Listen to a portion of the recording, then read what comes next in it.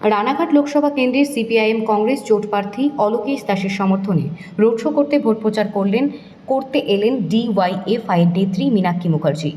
এদিন সাংবাদিকদের মুখোমুখি হয়ে রাজ্য সরকারকে তীব্র কটাক্ষ করেন মীনাক্ষী মুখার্জি। তিনি জানান, রাজ্যে শিক্ষা নেই, চাকরি নেই, তাই এবার ভোট পড়বে বামফ্রন্টের পক্ষে।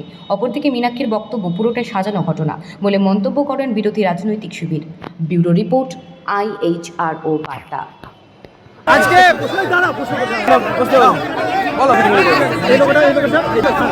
আজকে ভোট প্রচারে এসেছেন, আর কয়েক ঘন্টা পরেই ভোট।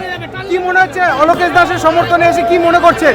তৃণমূল বিজেপিকে নিয়ে শান্তিপুরের মানুষ আর অশান্তি চায়, তারা শান্তি চায়, কাস্তে হাতুড়ি তারার পক্ষে থাকতে চায় এবং দুবারের পরীক্ষিত সাংসদ যারা পার্লামেন্টে বলার হক রাখে এবং অধিকার নিজেরা নিজেদের দাবিতে জিতে নিয়ে আসতে পারে, সেই অলোকেশ দাস। কেন সিপিএমকে ভোট দেবে মানুষ?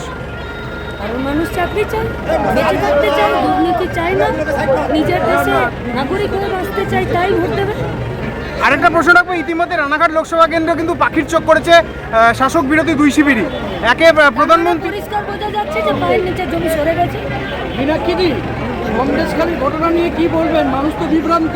একবার তৃণমূলের কোনো মানুষ বিভ্রান্ত নয়, টিভির পর্দাতে মানুষ চলে না।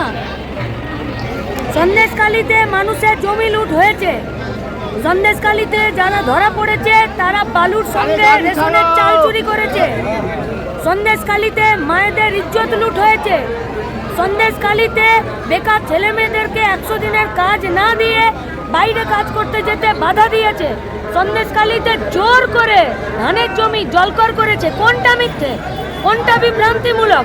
যেটা টিভির পর্দায় ওরা চালাতে চাইছে সেটা বিভ্রান্তিমূলক। পশ্চিমবঙ্গের মানুষ এত বোকা নয়। এটা তেভাগার আন্দোলন, এটা বর্গার আন্দোলন, এটা স্বাধীনতা আন্দোলন। রাজ্যপাল প্রসঙ্গে কি বলবেন? রাজ্যপাল প্রসঙ্গে কি বলবেন? দাদা, ভোটে কতটা আশাবাদী? কতটা আশাবাদী দেখে বুঝতে পারছেন না যে মানুষ কি রায় দিতে চলেছে? মার্জিন কত হতে পারে মনে করছেন? এটা আমরা জ্যোতিষী নই, কিন্তু আমরা জিতবো এইটুকুন পরিষ্কার বলে দিতে পারি। মূল লক্ষ্য কি থাকছে? মূল লক্ষ্য বিজেপি তৃণমূলকে হারানো, তারপর হচ্ছে আমাদের রাজ্যে যে লুঠত রাজ তৈরি হচ্ছে, লুঠত রাজের যে ভিত্তি সেটাকে ভেঙে দেবে।